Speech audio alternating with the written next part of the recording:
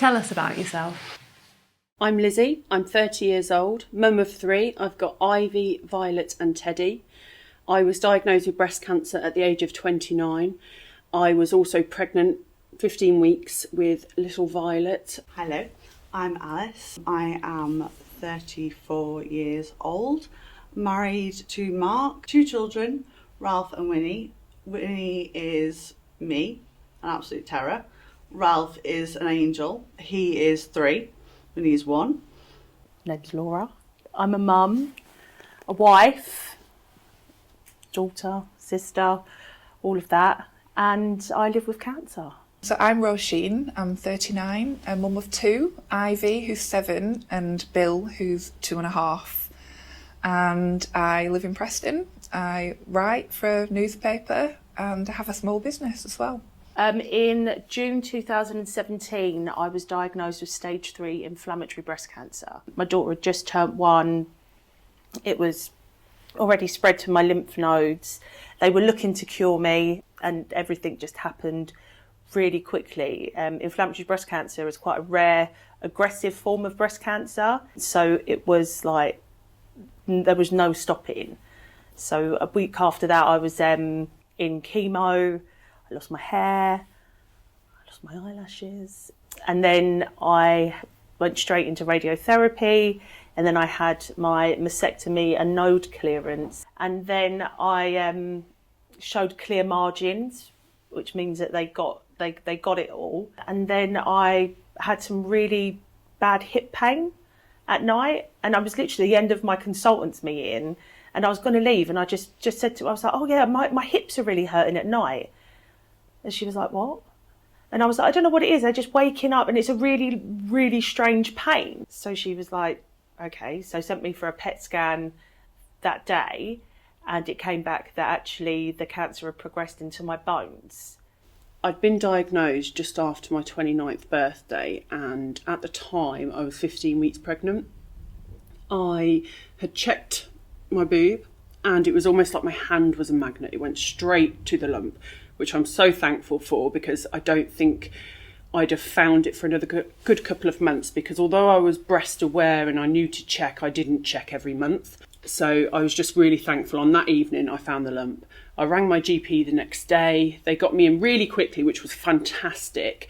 However, I was met with, you're too young, you're pregnant, this is nothing to worry about. I left and there was something in me telling me, something's not right. These are not your pregnant boobs. I think I waited 2 weeks in the end. And even then I rang up and I thought, hi, I wasn't told to come back until 4 weeks. I want to make the appointment sooner. Is that possible? And they're very accommodating and they got me in. I was referred and thankfully was seen a couple of days later. And that's just when my world came crashing down, to be told it's not quite as innocent as we first thought. And you need to consider what you're going to do with your pregnancy, at which point I was in total denial. This is not breast cancer, I've been told, and it was breast cancer. I went to my GP. It was a guy, quite a young GP, and he clearly didn't feel comfortable checking because he didn't. He said, it's probably hormonal, don't worry. And I didn't get checked, and so I wasn't comfortable with it. It hadn't gone away. I waited 2 weeks. I thought it'd grown a bit, which is another sign. So I went back and got an immediate referral and was diagnosed within a week with breast cancer. I never heard of my cancer. I've got inflammatory cancer, which is an incredibly rare cancer, but there's no lump. There's nothing there. So obviously, standard practice I went through, had scans, they couldn't see it. So it took 6 months for a biopsy to be taken, to be sent away to find out I got cancer. I mean, I remember sitting there on my own because of COVID when I got diagnosed and asking the surgeon, why wasn't I given a biopsy at the beginning? Why? Because this has been 6 months I've been fighting and it could be the difference between my life saved or not. And he said to me, we don't give biopsies at the beginning because of the fear of making the mastitis infection worse. That should be like any changes, you know your body. So trust yourself, trust like your own instincts. What does motherhood mean to you? God, everything. I've been a mum longer than I ever was an adult. When my youngest brother was 4, I had Mia. So I've got an 18-year-old daughter. So kids have been like my whole life. I've got my 4 younger brothers were my whole life. And then I had a daughter. So yeah, I've been a mum for so long. Motherhood's the most incredible thing in the world. It's love like you've never known it before. It's responsibility like you've never known it before, and fear, massive fear, you know, of being there for them, what they might have to endure in their lives, but it's joy. It's everything. It's kind of experiencing life all over again as a child, seeing their first taste of chocolate. You know, you enjoy it. Their first splash in a puddle, the roller coaster. You know, it's incredible. You get to be a kid all over again. What is the best thing about being a mum? I would have to say your children's ability to see magic. I don't think that adults have that capacity. I don't know when it goes, but they will see magic in everything. In silly everyday, like a perfect example of this is recently I lost all my hair. This is a wig. It happened fast. It really happened fast. So I think my little girl just carried on. Ralph didn't say anything throughout the whole period of it dropping out. I mean, I looked horrific. It was like seeing something out of a horror film. It was awful. He only said something at the point that I got enough courage to shave the rest of it off. And he said to me, "Mummy, your hair's gone." I was like, "Yes, it's gone. Got a new cool hairstyle. Can I shave mine too and wear one of your cool hats?" I mean, how wonderful is that? Like, they don't see the insecurities and stuff that you see. They see magic every day. It's wonderful. The best thing about being a mum is watching your child smile and giggle for the first time, watching their little personalities like flourish, watching them grow into themselves, seeing for the first time what sort of little human they're going to be, and you know what their interests are, and just watching them every day. And I think it's something you take for granted, but when you look back and realise how quickly time's gone and how many amazing memories you've shared with your children in that time, it's so rewarding. Like, children are amazing, and you know, I am biased, but my kids are my world, and they are absolute little rock stars. I love them to pieces. What's the hardest thing about being a mum? I'm getting emotional already. For me, the hardest thing is the fear of being, you know, not there for them. When they wake up in the night from a bad dream, or someone's picking on them at school. Yeah, the hardest part about being a mummy is worrying that I'm not going to be a mummy for much longer. I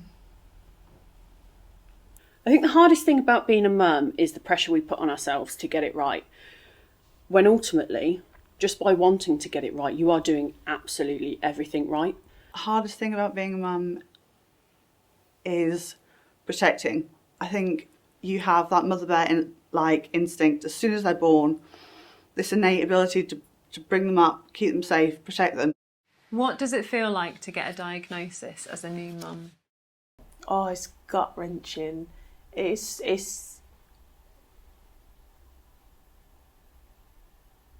just because you don't want to be upset, because you want to leave a happy. It's soul destroying and exhausting. The chemo's only going to work for a certain amount of time. Shocking, frustrating. I was angry. I thought, why me? All the time you're thinking in your head, am I going to die? Am I going to leave my kids? Who's going to look after them? Will they remember me? And especially when your children are so young, you just want to be there for those little momentous moments. You want to see their first steps. You want to see your oldest child going to senior school. You want to be there for these things that we take for granted. You want to be there. You want to see it all.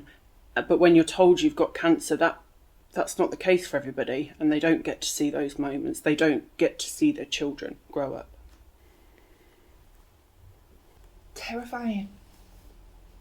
All the joy of motherhood is taken from you.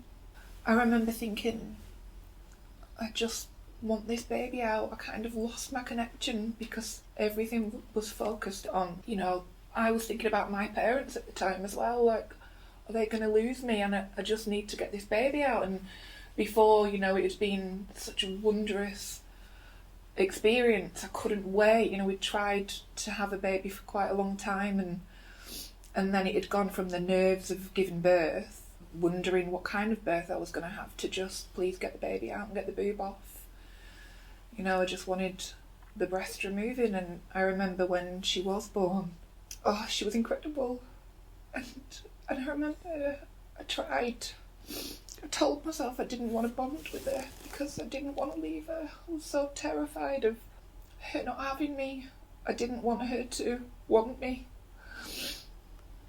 because I thought I was going to die, and I just didn't want her to have to lose me, to be connected with me. But the minute I saw her, it was, an incredibly overwhelming feeling of, I'm going to do it for you. I'm going to get better for you. I think pregnant women and new mums just need to know their own body. There's nothing special that you need to know in terms of checking your boobs. Nobody knows your body more than you, and it's about knowing what's normal. And our body has an amazing way of hiding a multitude of symptoms that you would just put down to being pregnant. Fatigue, aching bones, swollen breasts, all of the red flags. It all comes part of being a mother. So trust yourself, trust your own instincts. You've got every right to say, I'm not happy with this. I'd like to be referred, please. I want a slightly different approach. I want to see somebody else. There's nothing wrong in saying that at all. That's absolutely fine. Get your referral, get seen immediately. Because the earlier you catch it, the better chance you've got. I ignored so many symptoms, and every day I have to actively not rip myself apart because I ignored them.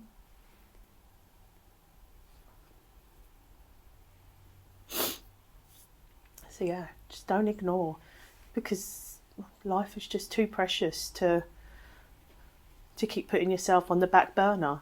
And I think that's what women do, mums do. You know your body more than anybody else, more than any other professional. So be an advocate for your own health.